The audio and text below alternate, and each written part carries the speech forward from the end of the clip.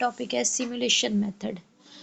Innovative methods of teaching यानी कि जदीद दौर के जो तालीम के तदरीस के तरीके हैं उनमें से दूसरा तरीका तदरीस जो हम पढ़ रहे हैं वो सिमुलेशन मेथड है।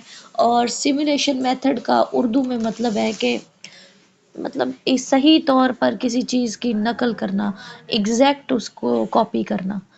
तो अब ये आसानी के लिए समझ सकते हैं कि इसको रोल प्लेइंग कहा जाता है कि जिस तरह एक किरदार की सूरत में किसी चीज़ को पेश किया जाता है। तो सिमुलेशन का वर्ड जो है वो सिमुलेट से ड्राइव किया गया है और इसका मतलब होता है to reproduce certain conditions by means of a model for study और ट्रेनिंग पर्पस। फॉर एग्जाम्पल के to stimulate flight using a model flight इन्वेंटलन, यानी कि एक अगर पायलट है उसको रियल परवाज़ करवाने से पहले एक आर्टिफिशियल परवाज़ करवाई जाएगी तो वो सिमुलेट फ़्लाइट होगी। यानी कि आर्जी तौर पर उसको एक तजर्बा करवाया गया जिसमें बजाय इसके कि उसको ये बताया जाए कि प्रवास के दौरान या फ़्लाइट के दौरान आपने ये बटन है और ये इस साइड से इस तरह करना है, इस साइड से इस तरह करना है, बल्कि उसको एक एक्सपीरियंस करवाया गया, उसको प्रैक्टिकल जो है वो करवाया गया।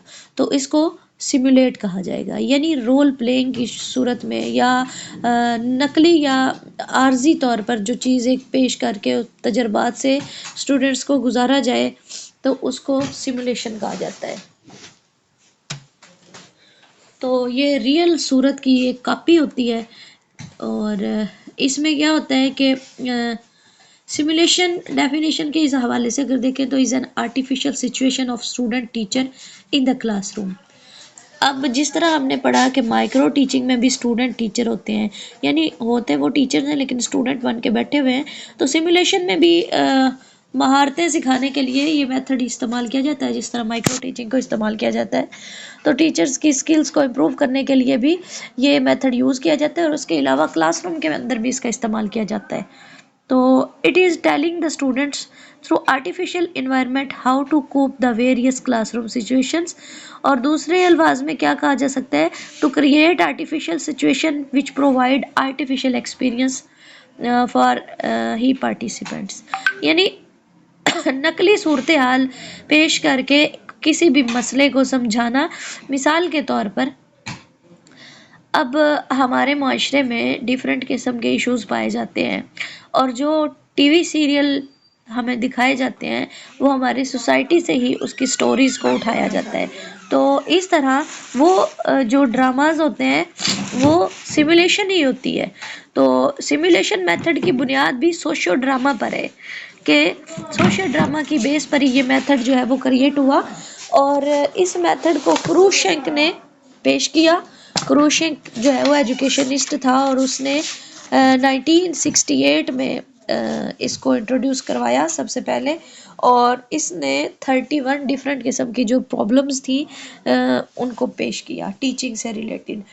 तो ये सोशियो ड्रामा पर इसकी बेस है और रोल प्लेइंग के ज़रिए इसको जो है वो इसका प्रोसेस होता है और इसके ज़रिए ही स्टूडेंट्स को डिफरेंट मसाइल जो है वो समझाए जाते हैं और टीचर्स की जो स्किल्स हैं उनको पॉलिश किया जाता है। तो इसकी मिसाल मैंने आपको दी कि सोशल प्रॉब्लम्स जो हैं उनको टीवी सीरियल्स में जो पेश किया जाता है वो सिमुलेशन की ही एक एग्जांपल है। इसके अलावा आप देखें कि जो साइंस के सब स्टूडेंट्स होते हैं रियल ऑपरेशन थिएटर में जाने से पहले उन्हें डिफरेंट किस्म के जानवरों पर जो है वो लैब के अंदर प्रैक्टिकल करवाए जाते हैं। तो वो सिमुलेशन ही होती है कि असल सूरत हाल को में जाने से पहले एक आर्जी जो है वो आर्टिफिशियल सिचुएशन क्रिएट करके तो स्टूडेंट्स को जो है वो सिखाया जाता है। तो इसके बाद हम बात करेंगे स्टेजेस ऑफ सिमुलेशन। स्टेजेस या स्टेप्स कुछ भी दोनों में से कोई एक जो है कह सकते हैं कि स्टेजेस क्या है सिमुलेशन के या स्टेप्स क्या है। तो सबसे पहले डिवाइजिंग अ सिमुलेशन सिचुएशन कि सबसे पहले तो उस सूरत हाल को वज़ा करना होता है कि जिसके लिए सिमुलेशन जो है वो बनाई जानी है, यानी नकली सूरत हाल को वज़ा करना कि किस उसका मकसद क्या है, या फिर उसके लिए कितनी इन्वॉल्वमेंट चाहिए, फ्लेक्सिबिलिटी कितनी होनी चाहिए। तो ये जो डिफरेंट किस्म के पॉइंट्स हैं, ये डिवाइसिंग में आ जाएगा, यानी कि स्टूडेंट टीचर को जो भी इसमें इन्वॉल्व होंगे, सबसे पहले तो ऑब्जेक्टिव्स को मुतय्यन किया जाए कि सिमुलेशन का ऑब्जेक्टिव जो है वो क्लियर और प्रिसाइज होना चाहिए, यानी टू द पॉइंट हो और बिल्कुल साफ और वाज़ेह हो कि उससे क्या सिखाना मकसद है। ठीक है, इसी तरह मोटिवेशन है, तो participants should be well motivated in advance, कि जो भी लोग उस ड्रामे में या उस क्लिप में शमूलियत अख्तियार करेंगे तो वो पहले से उनके अंदर इतना स्पिरिट मौजूद हो, उनको मोटिवेट किया जाए कि वो पूरे शौक, लगन और जज्बे से जो है वो किरदार को निभाएं। मिसाल के तौर पर आप ये देखें कि आजकल जो सोशल मीडिया का दौर है, तो उसमें डिफरेंट किस्म के शॉर्ट्स बनाए जाते हैं, क्लिप्स बनाए जाते हैं। जैसे कि अभी ये इलेक्शंस गुजरे हैं, तो इन्हीं इलेक्शंस पर कितने किस्म के शॉर्ट्स बना के जो असल मुल्क की सूरत हाल है उसको वो एक आर्टिफिशियल सिचुएशन में जो है वो समझाया जा रहा होता है। तो ये सिमुलेशन इसको कहा जाता है। नेक्स्ट इन्वॉल्वमेंट है कि participants should be involve to the perform certain roles, कि जो रोल उन्हें असाइन किया गया है उसमें वो शिरकत करें भरपूर तरीके से और उनकी मुकम्मल mentally, physically, emotionally total involvement हो। यानी कि आप देखें, जब आप कोई फिल्म या कोई सीरियल या कोई शॉर्ट देख रहे होते हैं, तो जो भी पर्सन वो परफॉर्म कर रहा होता है, तो उसकी परफॉर्मेंस से पता चल रहा होता है कि उसकी किरदार के साथ इन्वॉल्वमेंट कितनी है। तो कुछ अदाकार ऐसे होते हैं जो बिल्कुल उसके अंदर वो ऐसे परफॉर्म कर रहे होते हैं जैसे बिल्कुल रियल सूरत हाल है, लेकिन कुछ इस तरह के होते हैं कि उनमें लूप्स होल होते हैं कि वो झोल रह जाती है कहीं ना कहीं, और उनकी एक्टिंग जो है वो इतनी पसंद नहीं की जा रही होती। तो टोटल जो है वो इन्वॉल्वमेंट होनी चाहिए उसकी किरदार के अंदर। फोर्थ नंबर पर फ्लेक्सिबिलिटी, तो flexibility in approach and expression should exist but under structured guidelines, के फ्लेक्सिबिलिटी यानी लचकदार हो ताकि सिचुएशन के मुताबिक उसको तब्दील किया जा सके या मोल्ड किया जा सके। उसके बाद यानी रिजिड रूल या स्ट्रिक्टनेस नहीं इतनी हो, बल्कि इंस्ट्रक्शंस के मुताबिक या स्ट्रक्चर के मुताबिक उसको मोल्ड किया जा सके। दूसरे नंबर पर दूसरी स्टेज जो है वो रोल असाइनिंग है।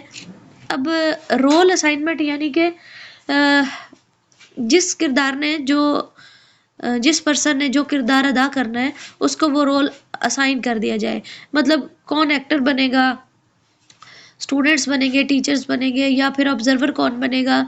और अगर एक क्लिप है तो उसके अंदर जितने भी किरदार हैं तो उसमें कौन कौन सा किरदार किस किस पर्सन को जो है वो मिलना करने अदा करना है, तो सबको उसकी जो किरदार हैं वो समझा दिए जाएं, असाइन कर दिए जाएं। थर्ड नंबर पर है कि decide the skill to be practised, कि फिर उस स्किल का इंतखाब किया जाए जिसकी मशक की जानी है। मिसाल के तौर पर पायलट जो है वो अपनी परवाज़ के लिए मशक करेगा, मेडिकल का स्टूडेंट जो है वो ऑपरेशन करने के लिए एक्सरसाइज करेगा। इसी तरह टीचर जो है वो अपने हवाले से जो है वो एक्सरसाइज मतलब कोई स्किल जो है वो चूज़ करेगा।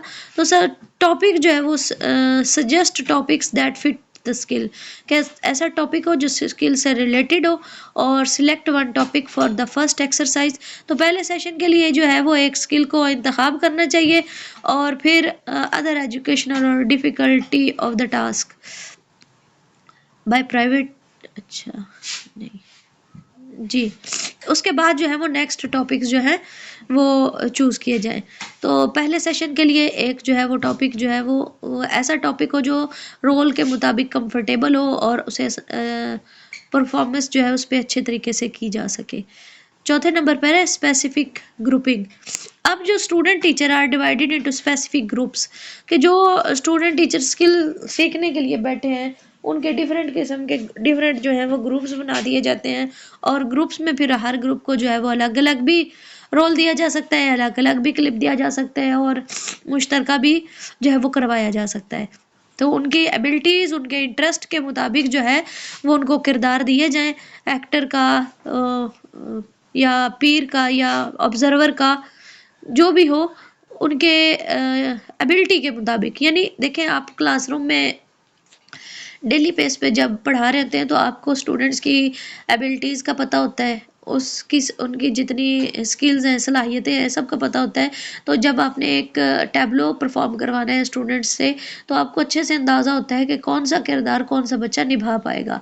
तो ये उनकी एबिलिटीज़ पर डिपेंड कर रहा है। तो इसी तरह सिमुलेशन मेथड के अंदर भी जिस इंटरेस्ट एबिलिटी के मुताबिक जो है वो किरदार असाइन किया जाए और फिर उसी तरह नौयत पे जो है वो मखसूस ग्रुपिंग की जाए। 5वां स्टेप है जी प्लानिंग शेड्यूल ऑफ टीचिंग, कि फिर प्लानिंग की जाए। तो schedule of teaching is planned in every respect.